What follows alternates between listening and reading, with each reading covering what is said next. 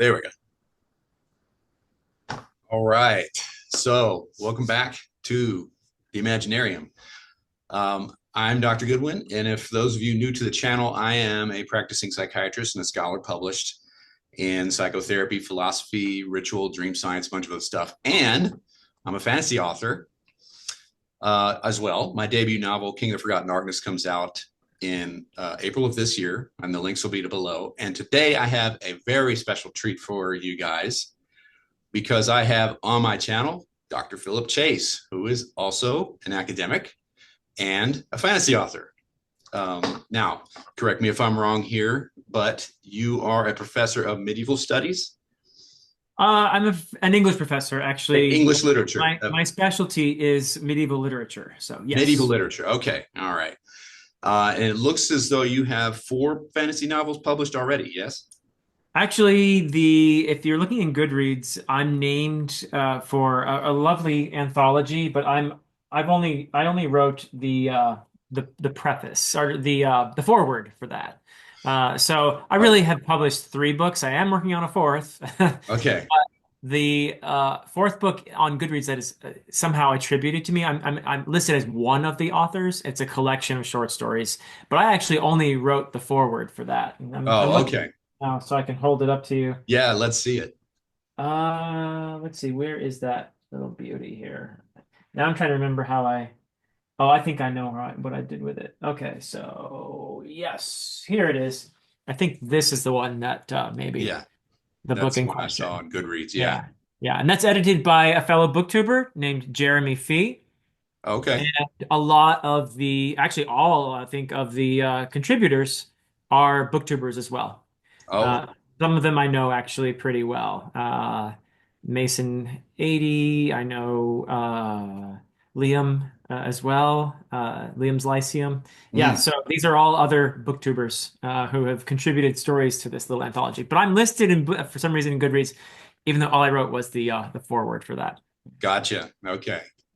Well, I have. I'm about 3/4 of the way through the Way of Edan. Okay. That's your baby, the Edan trilogy. That is my baby. Yes, yes. Yes, and I can tell it's crafted with love. And I got to tell you, I want to talk a lot about it. I mean, we're going to talk. I'm very excited about my own novel coming out here soon, but you've I got want to talk 3. about that too, if you don't Yeah, mind. Yeah. absolutely. But we'll talk about Way of Edan because the atmosphere, the uplifting tone, the classic feel. Uh-huh. I wanted to ask you about the influences that you've drawn from over the years, but let me see if I can guess. Okay. It'd be um, fun. Yeah. right. So I definitely detect some Tolkien-esque influence there, and who isn't Check influenced by marks. Yeah. Tolkien? I mean, that's a given. Yep. That's a given. It seems as though this feels like you're looking kind of in the same direction that Tad Williams did Yes. as well. I can say that Tad Williams is one of the authors I read before I started to write. Yeah, Yes. yeah. Memory, Sorrow, and Thorn. Sure. Yes, that's one. Yeah. I know you're a big fan of. I've always heard it said Malazan, but it's Malazan. I don't know how it's pronounced, but Hey, you're a it's big fan of fine, those. however you say it. However you But say it. the authors themselves, Stephen Erickson and Ian Esselmont, pronounce it Malazan. But Okay, well, I guess that's the official. And I know that you're a fan of Abercrombie. I'm a big fan of those 2 works too. But your style is actually more classic and not so much with the grimdark there. yeah, I'd say that's true in terms of the prose. In terms of the portrayal of violence, I think I do lean a little grim dark, Yeah, though. yeah, Not so much the idealized violence. yeah. But yes, in terms of the prose, I agree with you. Yeah. There's I noticed poems in like full Old English alliterative verse. Yes. Yeah, Yeah.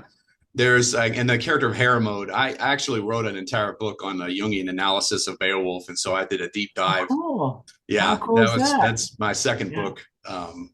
My first one is Neurobiology of the Gods. That's my nonfiction work.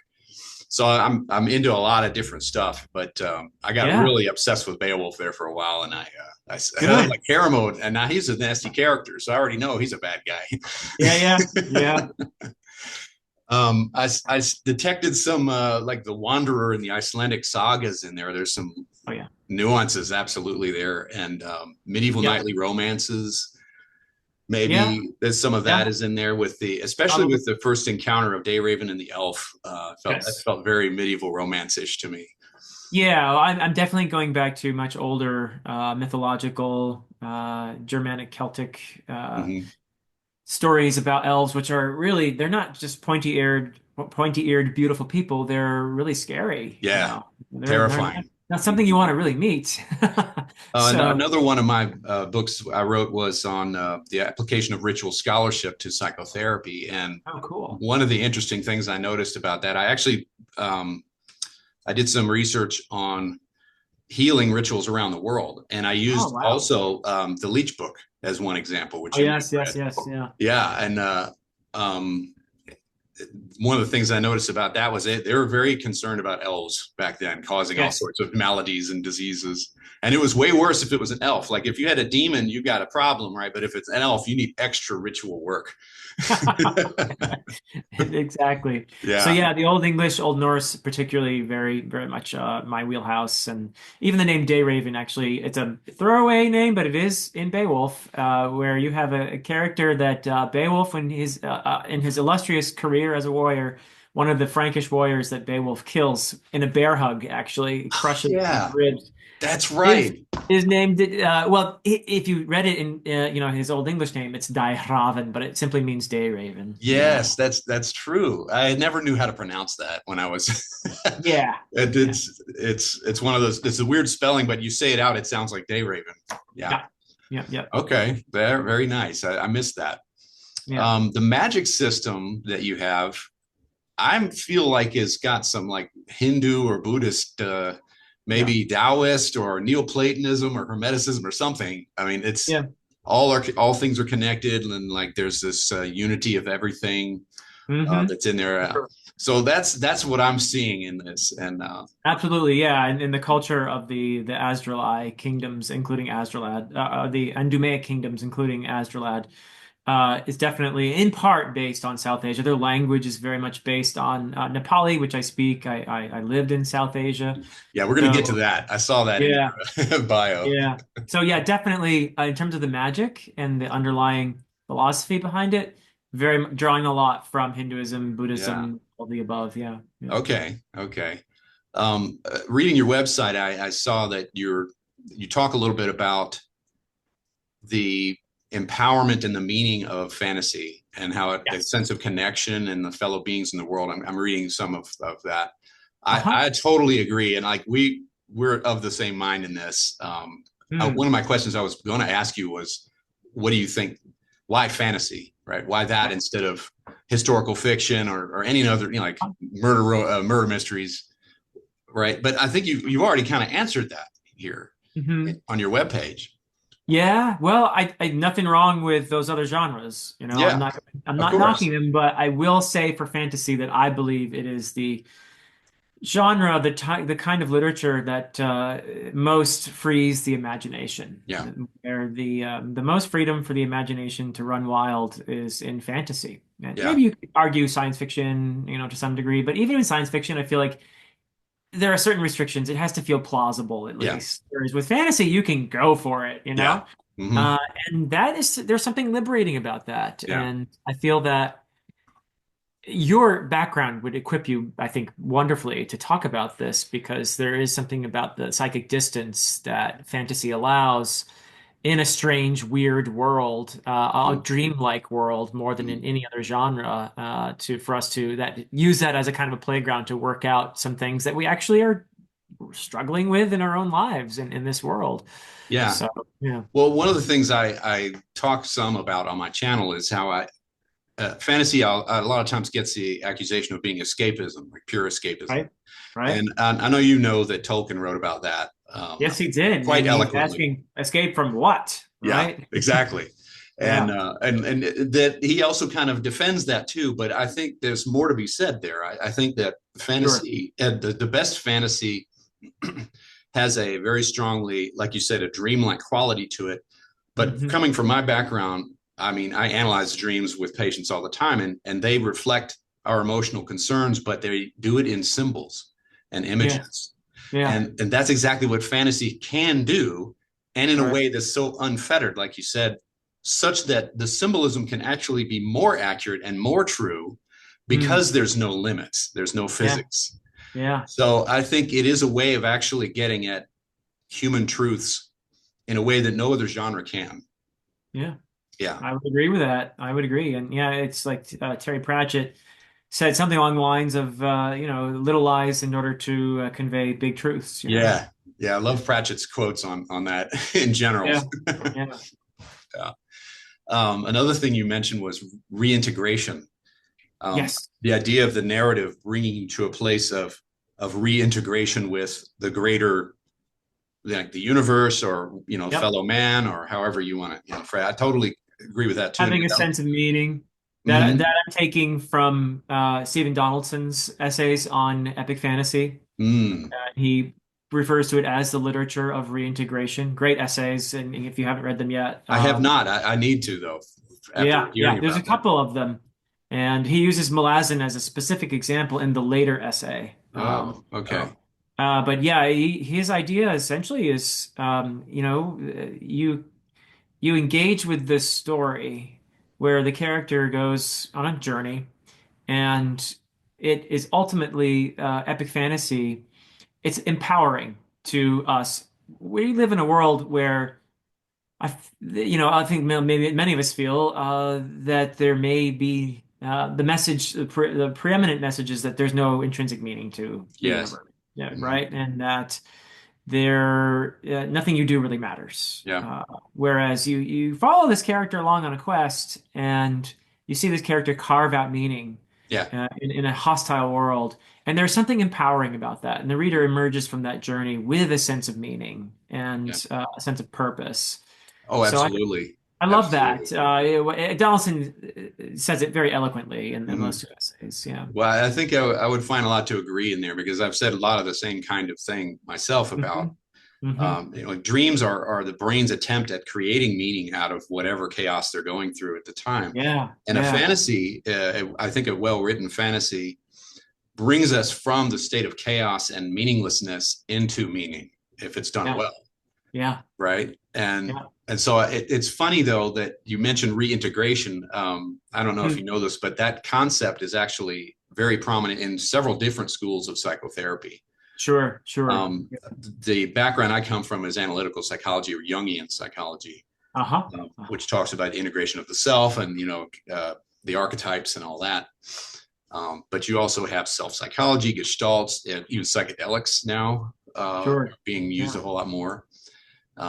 And they all kind of get at the same principle that you talk about in terms of the interconnectedness of all things, which harkens back to ancient philosophy, Yeah. perennial philosophy, Indra's web, all that sort of thing. Cool. Yeah. Yeah. Yeah. I think you have I mean, I envy you a little bit in the sense that I feel like your background equips you not only to have I think, a great way of looking at characters. Joe Abercrombie was a psychology major when he was in college, which probably would surprise no one because of No, his, that doesn't surprise me. yeah, right. Because he has some great insights into the way what makes us tick, I think. Hmm. So I think your background is wonderful for somebody trying to create some interesting, conflicted, perhaps slightly dysfunctional characters, working through some interesting things. Uh, so yeah, Yeah, I'm curious to know if I could ask you a question in yeah. turn.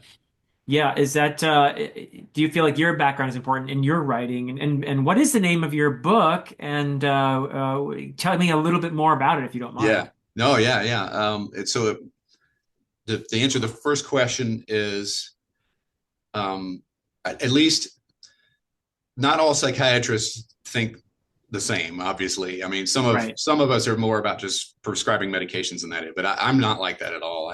Anybody that works with me will tell you I try to look at things in a much more holistic way, Uh-huh. and kind of all the background that I have in psychotherapy. I think it does. I try to use that in my writing as Mm, a way to um, bring it home and make it more real, even though it is fantasy, like you say. But mm. doing it in the sense of the way dreams do it, the way dreams depict our current life situation, but in images and metaphors. Yeah. As far as my book goes, it's called King of the Forgotten Darkness, Okay. King a of the Raven's Forgotten Tale fantasy. Darkness. All Yeah. right. Great. Great. Yeah. And it's so the premise of it is that there are two worlds, actually. There's Hmm. one world that has is called Midworld, and it's like a future world of like Earth. Okay. And in this future, near future scenario, well, all war has been eliminated, and everyone has all that they want, and there's drugs available to eliminate all kinds of suffering. Okay. And our main character, Liam, is the last person to cross over from the other world. It's so this is a portal fantasy, and the Okay. other world is called Arantir, and it's a dark world of chaos and magic and monsters and medieval weaponry and all that.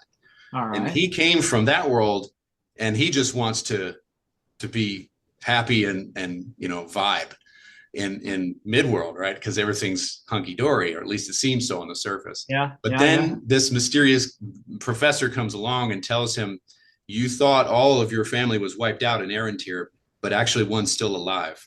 Okay. Yeah, and so he has to illegally go back into Arantir because the portals have been locked away Ha. to try and find anything about this, and so that's kind of where it goes Okay. from Wow, that's an intriguing premise. there. Yeah. Yeah, Nice. I love it. yeah, Yeah. and what I as far as like bringing it into the psychology of it and this psychotherapy and all that kind of stuff, the journey from one world into another is a psychological journey as much as it is a fantastical journey, right? So if you can, Uh-huh. there's a lot of ways you can read it. I made it to where you can read it as a straightforward adventure, but if you want to go under the surface, you can see other layers. And I noticed you did that too with Way of Edan. Sure. There Yeah. are Yeah. many levels that you can read it. Yes. That's one of the things I really liked about it, is that you weave in all these influences, but you don't make a lot of noise about it. Right. Right? It's understated. And I think that's exactly the right approach, because that's the same way I did it too. Hmm. Cool. You're clearly putting story and character first, but Uh-huh. if anybody wants to look under the hood a little bit, they'll see this deeper philosophical stuff that you're tackling. Yeah, yeah, Yeah. that I tried to do that exactly that, and there's also a whole lot of Old English nods and Old Norse nods and Mm-hmm. linguistic nods in there that are a little, I guess, more like Easter eggs than anything. But I had a lot of Like I said, my knowledge of that is not systematic. It's all just right, sort of, right. my own sort of interest in it. But I noticed quite a bit of that. So I'm sure there's more that I didn't even notice. Yeah, yeah. And it's funny because I wrote King of the Forgotten Darkness the same way. There's Easter eggs in there that people who are familiar with psychology have read it for me, and they said, "Oh man, that's great that you threw that in there." And I'm like, "Wow, I didn't think you would notice that." Cool. But Wow, there it is. that sounds So great. When is it coming out? April 1st. April 1st. Yep. Okay, good. That's an interesting choice for I don't know publication. why they did that to me. It's a small publisher, Roundfire Press, part of Collective Inc. So Okay, they made the okay. decision to do it then. So I'm like, Okay, so okay, you're going with a small press yeah, that yeah, okay. So kind of an indie press then. yeah, yeah, Okay, yeah. cool. Definitely not one of the big five. Yeah, well, I think there are advantages to dealing with a small press for sure. Yeah, I think so. You get some personal touches, and Mhm. um, like they've been able to help me. I've been doing a lot of work trying to get folks to look at art copies and things like that, but they've also found some too on NetGalley for me. So Okay. that's been Okay. helpful. Cool. Yeah. So Thank you for telling me about it. yeah, okay, yeah, definitely. It's called Collective Inc. Their fantasy imprint is Roundfire Press. Okay. Yeah, Okay. Yeah. but they cover all kinds of genres. So now I saw in there that or maybe I heard in one of your videos that you started working on Way of Edan back in like '04. Did I get that right? Okay. 2004. Yeah. Yeah. So what got you stirred up enough to want to do that? Do you think? Like, what was your impetus, Yeah. you think? To be honest with you, I wanted to write a fantasy since I was 12 or 13 years old when I finished reading Lord of the Rings It's and like we were experienced, separated at birth. yeah, I It's the same experienced way. that kind of catharsis there, not knowing what catharsis was, but I had Mhm. this incredible, moving, emotional experience finishing Return of the King and feeling the sorrow of the departure of the elves, along with the triumph of the destruction of the ring, and it's just such an emotional, beautiful experience. And I just thought to myself, that's what I want to do. Yeah. That's what I want to do. And I really knew very little about how to achieve that sort of thing. But I kind of went the scenic route in terms of writing fantasy because I was told early on by an author that I was lucky enough to meet when I was 13 because our school, the days in school, at least at my school, and when I was in eighth grade, we had a day when they would pair you up with a professional in the field that you were interested in. So if you say, "Oh, I want to be a police officer," they'd let you meet with a police officer for the day, or if I Mhm. want to be a nurse or whatever. And I said I want to be a writer. So they had to find a writer for me in rural Vermont, and they found a fellow by the name of David Budbill, who was I knew him more as a playwright, but he wrote novels and poems and other things as well. But he was kind enough to meet with me, and one of the first things he said is, "Hey, it's wonderful that you love writing, but you're probably going to need a day job. You're probably going to need some other means of support because most of us do." And I thought to myself, okay, well, I got to figure that out. So I always knew I wanted to write, but it took me a while to figure out. And I went the academic route, obviously, ultimately doing a Mhm. PhD. And again, there's the influence of Tolkien, and I wandered into medieval studies, learning Old English and Old Norse and a bunch of dead languages, and Mhm. Sure. and having a blast with that, and thinking that's all preparing me to be a fantasy writer. What I probably should have done more of is read more modern fantasy as well, which I eventually did as well. I spent a period when that sort of hit me when I realized, oh, you know what? Maybe I should figure out what they're actually doing these days in fantasy and see what if I can kind of fit in that. Yeah, I So I was late started to reading that things game like A too. Song of Ice and Fire and eventually First Law and Mark Lawrence's books, the Broken Empire trilogy, and I kept going with his work and yeah, Robin Hobb's Realm of the Elderlings, and eventually the Malazan Book of the Fallen, and Mhm. many other things. And to this day, I keep feeling like I still have these gaps in my fantasy reading that I need to Mhm. fill. I'll probably never do, but that's actually a good problem. Yeah, So. it is. It is. So, what do you think has been the toughest part about incorporating the academic background that you've got uh into your writing? I can tell you what it is for me, but I'm curious as to how you tackled that problem.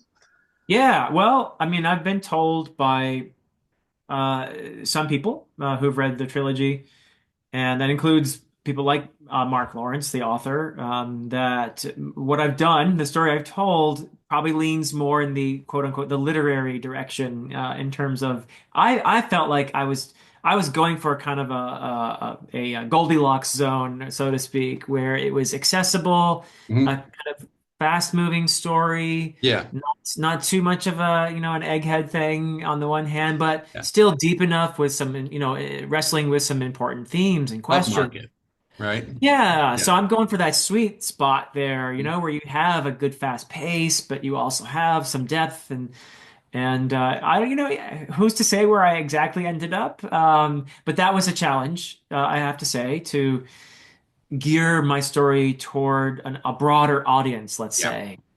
And I don't know if was that your answer to that as well, or Oh, but definitely because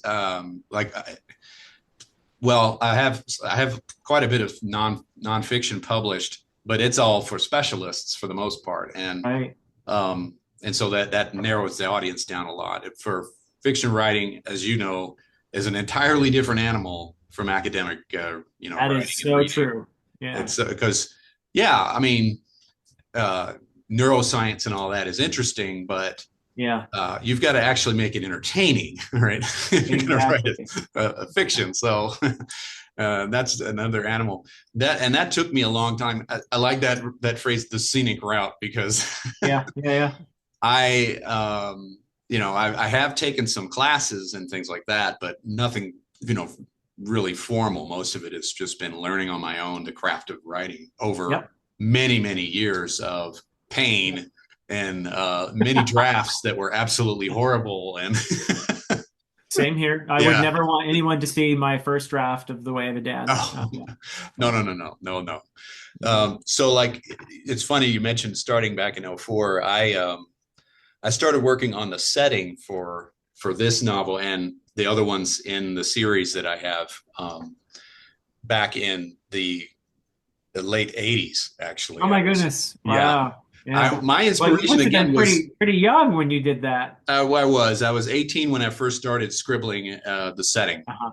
Yeah. And before that, I had cooked up a many different settings because I was into Dungeons and Dragons and all that sort of Mhm. thing. Mhm. And I decided, okay, I've got to stop with the world building disease, Yeah. and I'm just going to stick with this one and just expand it. And that's what I did. And the story, this particular story, the earliest versions of it were in the late '90s. So Okay. yeah, Okay. and I've been fiddling with it and tinkering with it, and other stories in the series too um, since then. Very cool. I mean, Yeah. there is something to be said for that. I think that even if all that world building isn't overtly presented in your stories, Mm-hmm.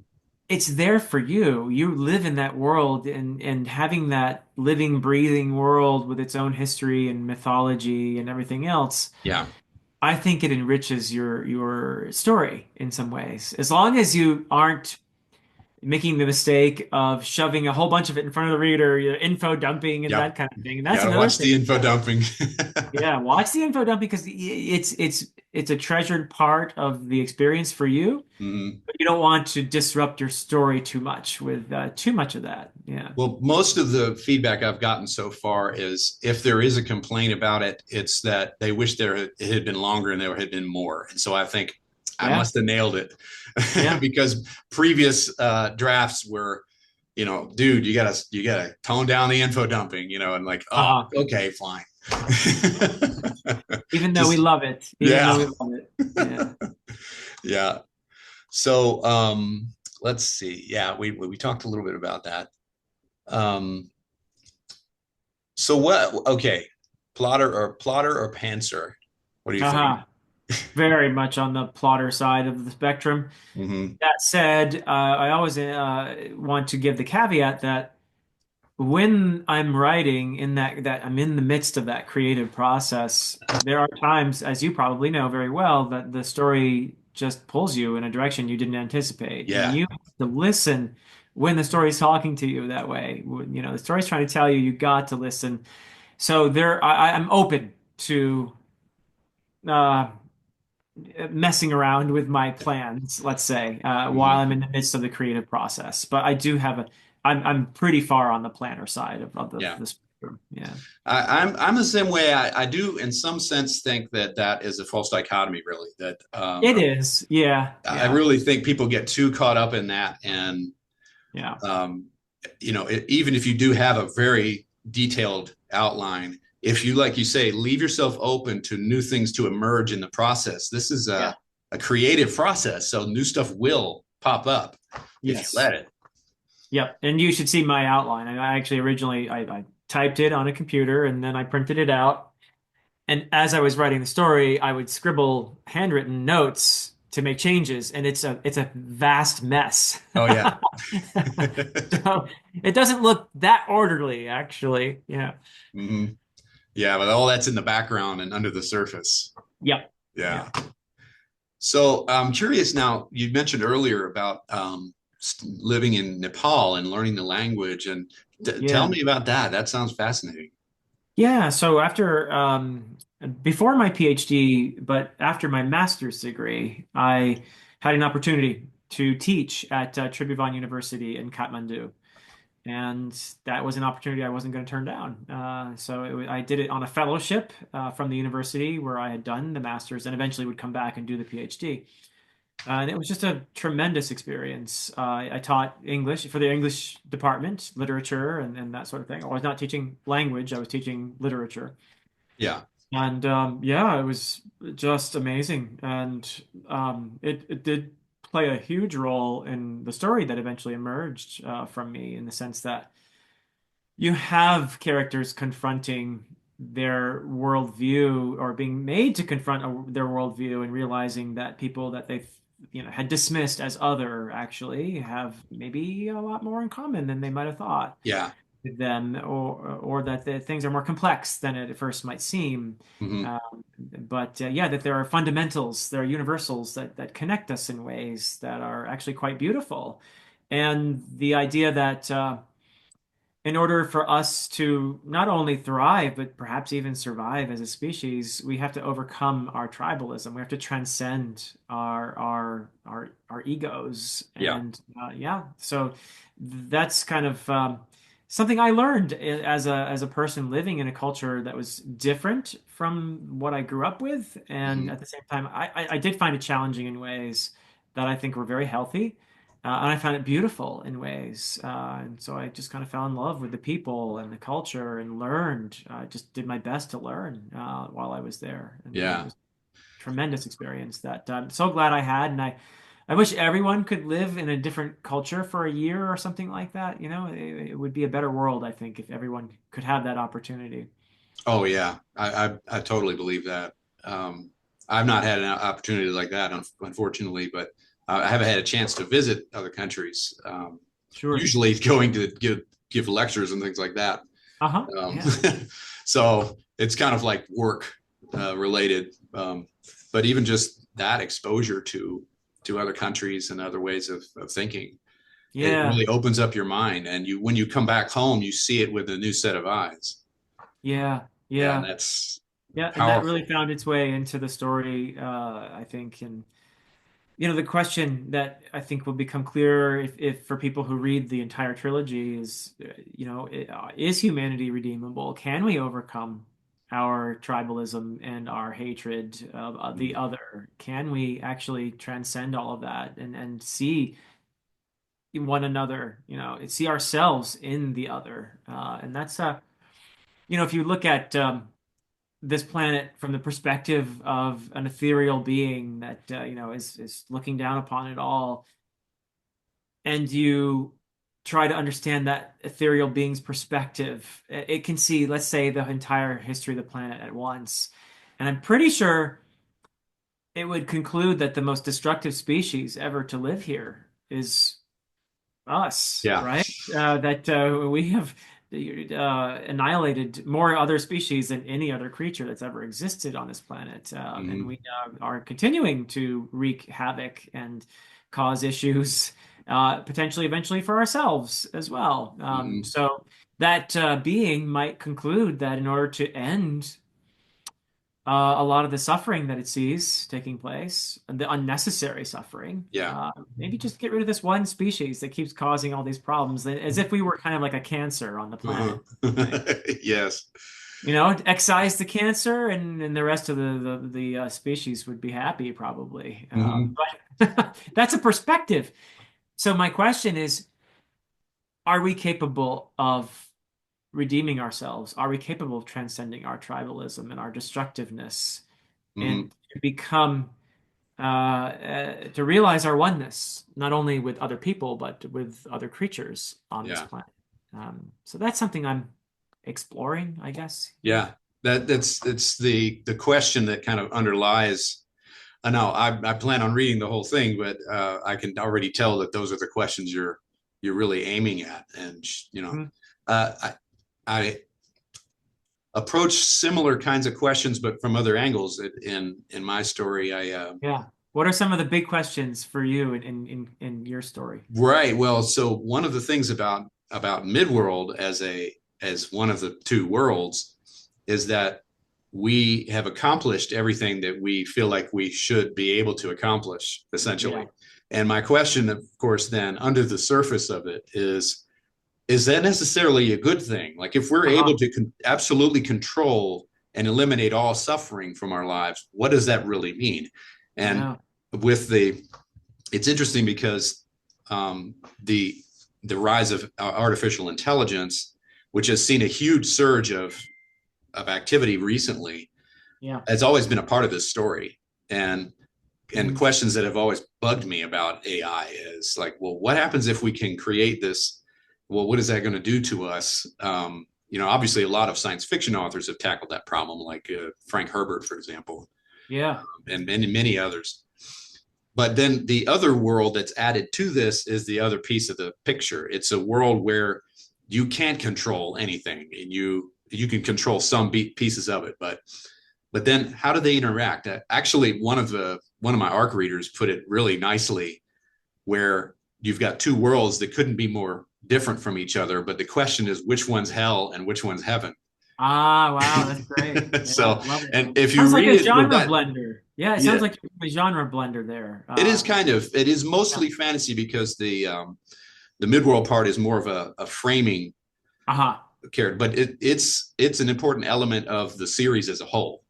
Uh, Cool. Yeah. Hopefully I'll get to write the other series books in the series. Have you read Ursula Le Guin's The Ones That Walk Away from Omelas? No, I have not. Okay. Okay. Yeah. It's not that it's exactly the same premise, but it is a world where everything is, or it's a city. It's actually just a city where everything is great, supposedly, Yeah. right? But there's a price to it. Uh, And that's the interesting part. Yeah. yeah. Um, Yeah. It's a great by way the way, to. Le Guin is another huge influence for me. I love her Ursi series. That's one of those gaps that you were talking about for me. It's like Yeah. on my TBR. I need to really tackle those. Yeah. Um, Yeah, so from your background, I think you would actually appreciate her writing a lot. yeah. Yeah. Where would you say I should start? If you're wanting to do her fantasy, then definitely A Wizard of Earthsea. Okay.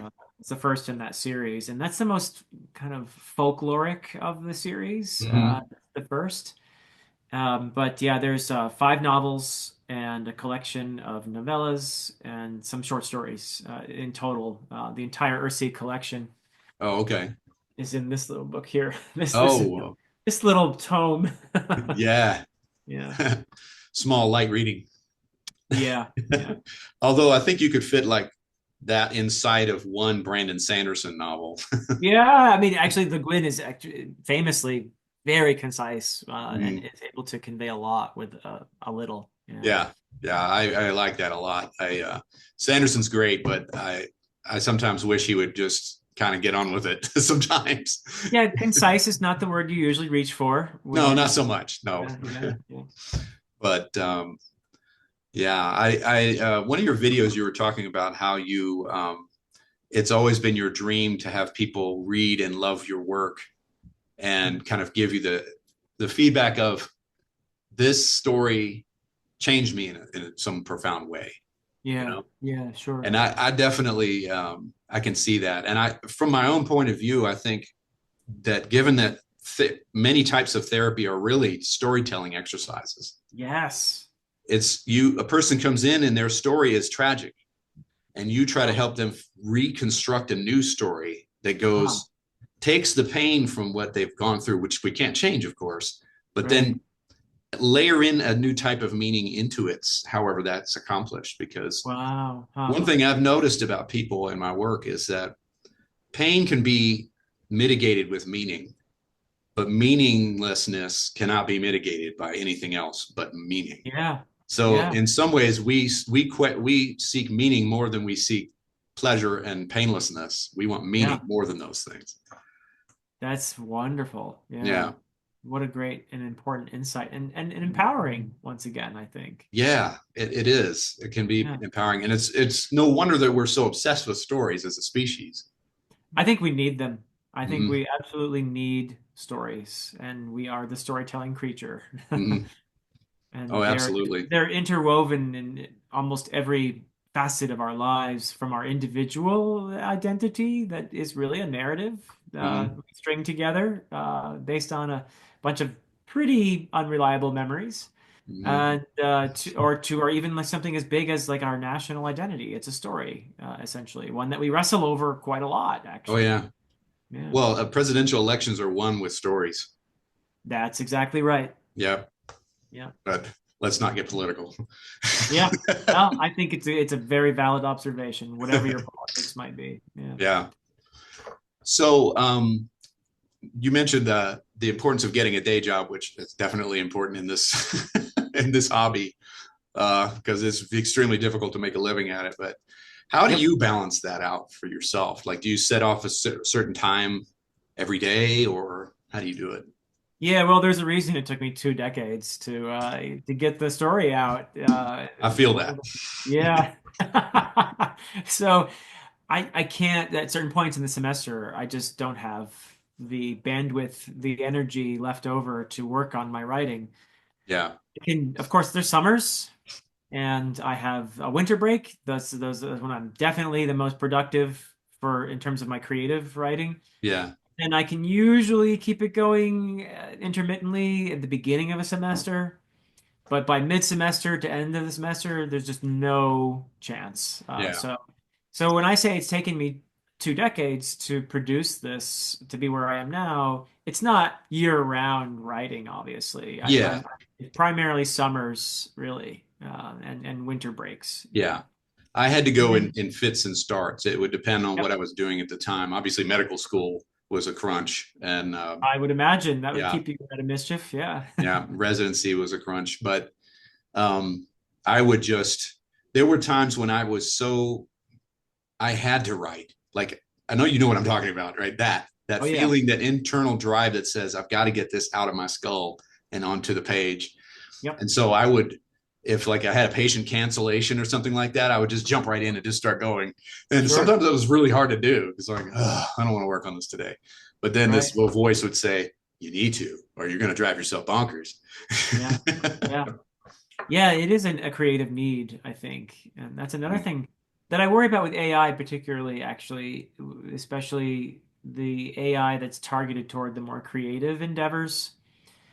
Yeah. AI replacing human creativity is a bad idea because we need to exercise our creativity in order to be fully human.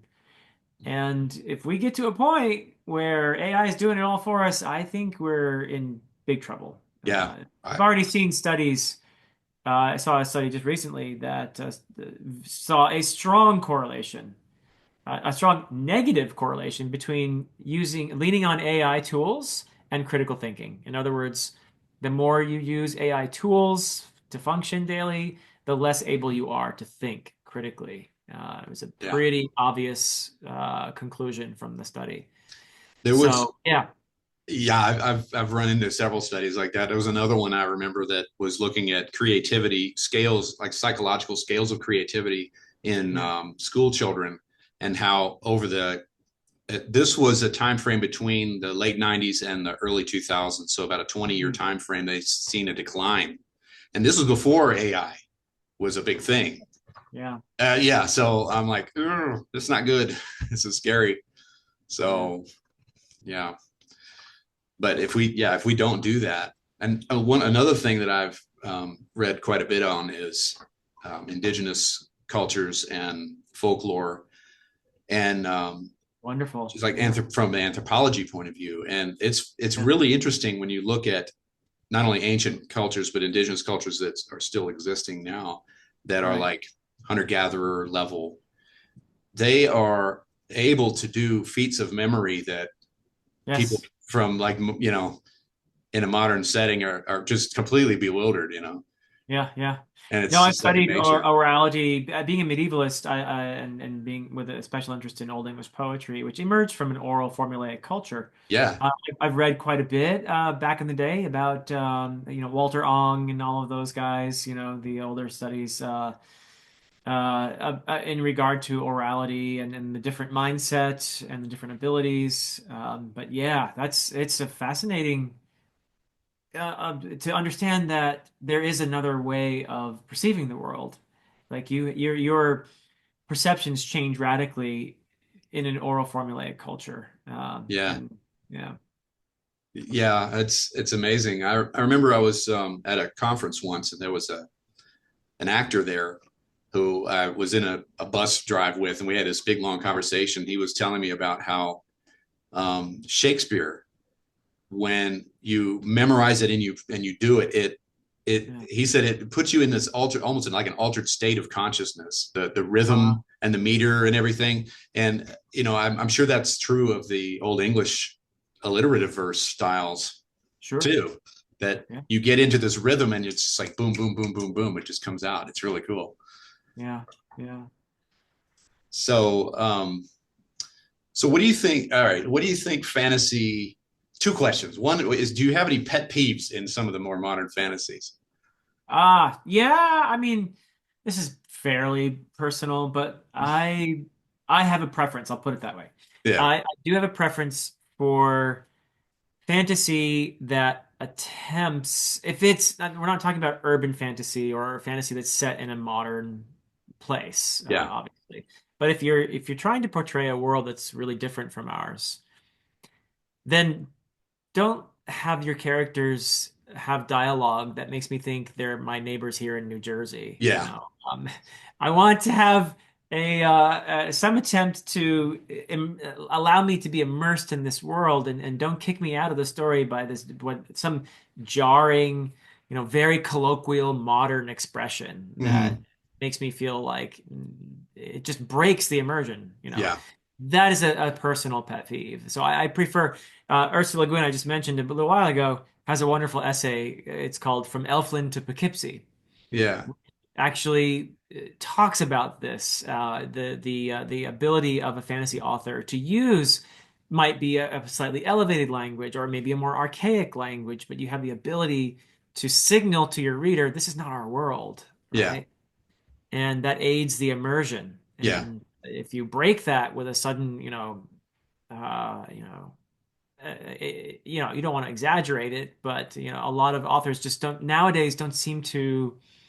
Maybe they just don't have the ability, But it seems to me that a lot of fantasy that is supposed to be set in a sort of archaic world or a different world, it sounds a whole lot like our world. yeah, And I have a preference myself for at least an attempt to make some difference. Like George R. R. Martin is a great example of an author whose prose, if you look at it, he has a really good knack for throwing in just the right amount of archaic, yeah, language that hmm, makes you understand this is not our modern world, yeah, but it's accessible at the same time. yeah, Because if you overdo that, obviously it's going to be very stilted and very difficult for your reader. So there's a right. there's a balancing act that you have to do there. Oh, absolutely. I had a similar balancing act I had to figure out too, because like earlier drafts of King of the Forgotten Darkness, Yeah. when they would encounter characters from Erentir,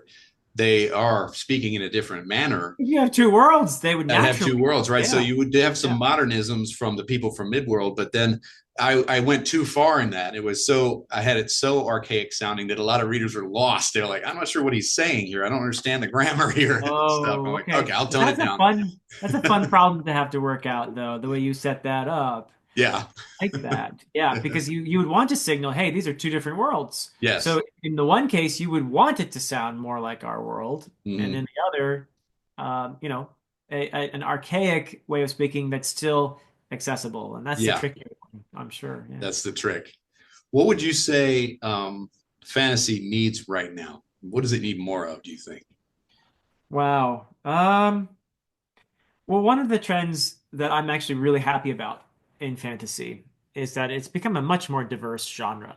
Yeah. And I think that's a really big boon, actually. I'm very happy to see where we are now as a genre, much more diverse than in the past. Hmm. And people, all kinds of different people writing fantasy inspired by many different parts of the world. Yeah. And I'm all for it. So I think that's just a great development. It's enriching. Hmm. I find it fun to read a fantasy series that, takes inspiration from parts of the world that I'm less familiar with. Yeah. I think that's great. So I like that. I like the diversification we've been seeing in fantasy in the last couple decades. I think that's a real positive trend that I'm really behind. Yeah. So I yeah, think that's good. That's in a good terms point. of the negative, I think certainly the traditional publishing is a victim in many ways of the chaos that they've been put in by the internet and other developments and changes in the world, similar to what the music industry went through a little earlier. So they've been squeezed. They've been having a hard time, and so I'm not trying to be judgmental about this, but I do feel that they seem to be chasing trends more than ever before. Yeah. And I don't think that's necessarily a positive. So I'd like to see more willingness from the traditional publishers to explore, to support new authors, to do something different from whatever the trend might be at the moment. So it was Mhm. cozy, everything was cozy fantasy there for a while. Now it's Yeah. all romantasy and Mhm. Yeah. It was and grim trend dark there chase. for a while. Everything was grim. Yeah, Yeah. yeah. So I'd like to see them a little less averse to some risk because that's how you get sometimes the great stories, the innovations. Yeah. Yeah, I totally agree with that. I think you're spot on there. It's a big problem, and it makes it to where they don't want to take any risks, and that's why you end up with the same thing over and over again. And then the readers get frustrated with it, and like, Yeah. it seems like every other week I've got a video popping up on my YouTube feed that's one, fantasy booktuber who's complaining about this very thing that you're talking about. Yeah, sure. Yeah. Yeah. And they talk about the death of epic fantasy and all of Yeah. that. Hmm. Yeah. Yeah. So, which I think is um, perhaps a little premature. Oh, I think so. Yeah. The epics have been around for thousands of years. They're not going anywhere. I think we kind of need them. Yeah. Yeah, I think so. So you are a part. I got two more questions for you. I think Sure. before we run out of time here. One, how in the ever loving hell did you get endorsements from Ian Esselmont and John Ah, Gwynn as an indie author? From maybe it seemed like now, maybe it was easier back when that happened. I don't know, but right now these people get flooded with requests all the time, and so it's impossible to get any. They're swamped, I'm sure. But did you oh know yeah. them maybe, or how did that work for you? Yeah. So yeah, and there's Jenny Wirtz there, who's wonderful, and Mark Yeah, Lawrence as Jenny well. Wirtz, right? Yeah. So yeah, I got those for blurbs. The short answer is I asked. Okay, fair enough. The longer version of that is I didn't know any of them super well. Yeah, The truth is I just took a chance. And Mark Lawrence in particular, he actually explained in I think it was in a tweet or something like that, why he decided to actually read my book and ultimately write that blurb. And by the way, he wrote the foreword for the special edition of the Way of Edan that just came out oh, as well. okay. So thrilled about. But anyway, yeah, he had seen my YouTube channel and he'd some watched some of my videos and just said, "Hey, I think this guy might knows what he's talking about, maybe, and maybe somebody who loves the genre the way this guy obviously does, and I do love the genre, Yeah, and somebody who shows some, understanding of the way these stories can work. Maybe he would produce something worth reading." And so he said explicitly, "Look, I get all kinds of requests like this, and 99.9% of the time I have to say no because I'm making a living, as an yeah, author." And bless him, he does all kinds of things for other authors. He founded SPFBO, for example, which I highly recommend. You might want to enter your book into, which is the contest that shines a light on self-published fantasy. I'll tell you about it after we finish recording, but okay, the self-published fantasy blog off for short. okay. We're currently in the 10th iteration of it. So it's been going Just for 10 years. technically, it's not self-published. Would that be a problem? Oh, then that would be a problem. Yeah. Yeah. Yeah. Yeah. Okay. A small press won't work. Yeah. I'm sorry. Yeah. But Eh, if you ever do self-publish, yeah. or if you're self-publishing authors out there listening, it is Sure. great. Yeah. I don't know. There may be awards out there, contests for indie press books as well, though, Okay. that you may want to look into. Maybe the Indie Ink Awards, I think, might be one. Okay. So yeah, look into those contests because that's a great way to get some notice, yeah, Mhm. especially if you're lucky enough to be one of those books that moves, deep into the contest. So I get that's probably answers my second question I had for you, which was that you I've noticed like there seems to be coalescing like a recognizable community of fantasy booktubers out there with frequently mentioned names, like Bearded Book Beast and Red Uh-huh. Fury Books and Library of Alexandria. Sure, And sure. maybe we should both call up Daniel Green or Bookborn or Murphy Napier or some of these folks, right? Yeah, I mean, I've had chats with Bookborn and with Murphy Yeah, many times, and Daniel Green never. I have never interacted with him. yeah, Yeah, he seems like a good chap. yeah. It's great analysis in Yeah, his yeah, videos, but it's the same thing, really. Just ask and see where it goes, right? yeah. That's it. I mean, the worst thing that can happen is somebody says or ignores you or says no, right? Yeah, yeah. Yeah. Fair enough. But yes, but yeah, essentially, we are a community, and I think if you're somebody seeking to get more, let's say, connected within Yeah, the community, the best thing you can do is get involved and do reach out to other people and watch their videos and leave comments so they know who you are when you reach right. out and Mhm. it takes time. But one thing we have to do as indie authors or self-published authors, we have to do networking. We have to do the marketing. We have to wear those hats. Mhm. That's just how it is. That's just So how it is. Yeah, you're it right is a about big, very time-consuming part of it. But if you're crazy enough to want to do this, then you'll probably be crazy enough to that. to spend a good deal of time networking. And the best part is, you're going to make some really great friends in the process. You know, Yeah, um, that's a really wonderful thing. If you interact sincerely and and you're upfront about what you're doing, you say, "Hey, look, I am a self-publishing or an indie author here, and mm, would you be interested in reading my book someday? I will be happy to send you a copy." And realize that many times these people are so busy that even when you do send them a copy, they they never won't get to it. ever read it, and that's Yeah, okay. You have to. That's just the way it is. yeah, yeah. That's That happened to me. And I certainly have a bunch of books behind me here that I have been sent by authors that I have not read yet.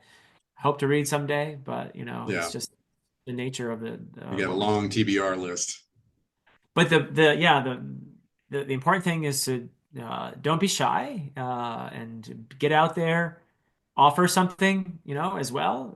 You invite people to your channel, leave comments on their channels, et cetera, et cetera. And Where eventually can you'll make connections. Yeah, okay. That's great advice. Where can people find you and your work? So I am here on YouTube as Philip Chase, very creatively named. Yeah. Uh, if people are interested in my fiction, in the fantasies, there's the Edan trilogy behind me there, The Way of Edan, The Prophet of Edan, and Return to Edan, and they're an ebook. The Way of Edan is an audiobook, as you know, and the Prophet and Return will be an audiobook soon. Oh, good, This good. year. Yep. There's also the special edition up there for The Way of Edan, and also the next two books should be coming out probably this year as well. So various ways that you can get the story. But yeah, the ebook through Amazon only, and the physical books you could get through Amazon. There's the paperback through Amazon or through other online bookstores if you wish, because I'm a self-published author. But Barnes and Noble, Walmart, what have you, they'll sell it online. So yeah. Yeah, that's me. I'm also on other social media. I'm pretty terrible at all of them, Yeah, but same here. I'm on Twitter and Blue Sky, and I just recently joined what's the other one? Instagram. Yeah, And so I'm there as Philip Chase 90 in all cases. That's my handle. That's that what they call that? Yeah, yeah. yeah. I guess I don't know. I'm on there, but I don't. I like you say, I'm not very good at it. So They are. I have found the YouTube channel obviously has been a really huge factor for me yeah, in getting the word out, but I have also found that these other ones, especially, I'm more experienced with Twitter or X or whatever you want to call it. whatever. It's a very useful way to get out announcements and spread the Okay. word. Yeah, it's been pretty handy for that. So that's another place you have to network and Yeah, follow people who are similar interests, and Mhm. hopefully some of them follow you back, and eventually you get to know them by leaving little replies to their tweets or whatever. And Yeah. yeah, yeah, The one guy on I guess that you had recommended, what on is his name? Twitter, yes, yes, yeah. Yeah, I Shane. found him on Instagram actually. Okay, Shane, yeah, cool. Shane He's there Boyce. too. Yeah, he's there too. Yeah. Yeah, he's reading King of the Forgotten Darkness. So Fantastic. yeah, Yeah. Yeah, the wonderful thing is the more you get into these communities, the more wonderful people you meet who are just eager to read stories. yeah, And the nature of social media is that it's brought authors closer to their readers, and which is pros and you're cons. right.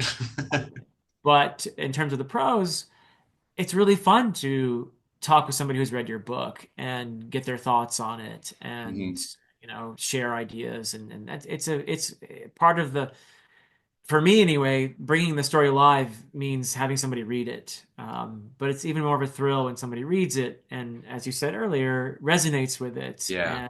And yeah, and you can have these conversations more and more with readers. Of course, you'll also hear from people who hate you and hate your book, and Yeah. that's part of It's the deal. inevitable. All right. You have Par for the to go through course. that. Yeah. Yeah. All right. Well, thank you so much for joining me here on the Imaginarium. It was Yeah. fantastic. I This was a really lot of appreciate fun, Eric. I really appreciate you inviting me and just reaching out and taking a chance. it. Yeah. And it's fun to get to know not only a fellow writer but a fellow academic. And I wish you so much fulfillment with your story coming out in Mhm. April. And I eventually would love to try to read it as well. So Okay. All right. Well, sure. We'll hopefully get to have more conversations in the future, and we'll go from there. sounds great. All right. All right. Bye, everybody.